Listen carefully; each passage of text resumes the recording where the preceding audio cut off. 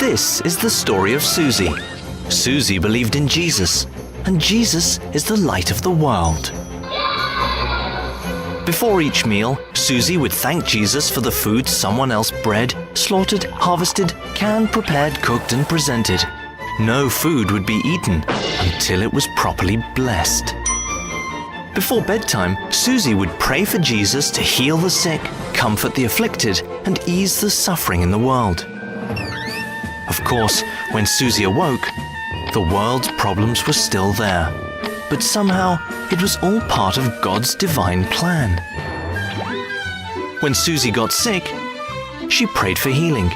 Then she paid a doctor, took prescription medication, and took weeks to recover naturally. When Suzie was confused, she prayed for answers. When her ears picked up no audible reply, she simply guessed and called it divine inspiration.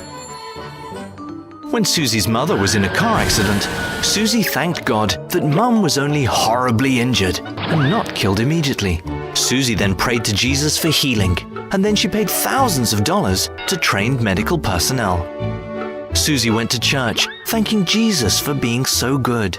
When the pastor was suddenly gunned down by a crazed madman during a sermon about divine protection, Suzie was horrified, so she prayed a prayer of thanks that pastor was in a better place. She also prayed for the widow and children, that they would see that it's all part of God's special plan for their lives. When hurricanes came, Suzie prayed and thanked Jesus that only a few thousand were homeless and only a few $1 billion in damage was done. For the millions worldwide afflicted with disease, Suzie prayed and asked Jesus that a vaccine might be found in a laboratory. After all, it made sense that science should do the actual healing. God was busy making the world wonderful.